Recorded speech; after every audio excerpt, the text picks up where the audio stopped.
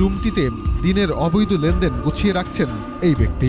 কয়েক বান্ডিল টাকা রেখেছেন ড্রয়ারে, কিন্তু সাব রেজিস্ট্রি অফিসে নগদ টাকা নেয়ার সুযোগ নেই। কোনো স্টাফ অর্থনৈতিক কোনো লেনদেন করে না, এটা আমার জানা নেই। খারবাকা সোহেলের ড্রয়ারেও টাকা, এত টাকা কিভাবে এলো উত্তর জানা নেই। শফিকুলের বিরুদ্ধে তার সহকর্মীদেরও অভিযোগের শেষ নেই। তার দুর্নীতিবিরুদ্ধে কথা বললেই সে তার গুন্ডা বাহিনী লিলিয়ে দেয়। 150 টাকার দায় মুক্তি সার্টিফিকেট সে আমাদের 3000 টাকা দাবি করে।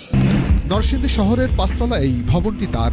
গাড়িতে সরকারি লোগো ব্যবহার করে ক্ষমতার দাপট দেখান এই নকল নবিশ। এই শহরেই অন্তত আরও 3টি বাড়ি আছে শফিকুলের।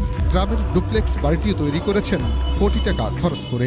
ক্রয়ের পরে 50 লক্ষ টাকা দিয়ে খরচ করে যে সাজসজ্জা করছে, আপনার মানুষ যে কোনো মানুষ দেখলে অবাক হয়ে যাবে। নিবন্ধন মহাপরিদর্শক জানান তার বিরুদ্ধে তদন্ত চলছে, প্রমাণ পেলে ব্যবস্থা নেওয়া হবে। সে কিন্তু আমাদের কোনো সরকারি কর্মচারী নয়, রেজিস্ট্রেশন অফিসে তার থাকার কথা নয়, তার বিরুদ্ধে ব্যবস্থা নেওয়ার কথা।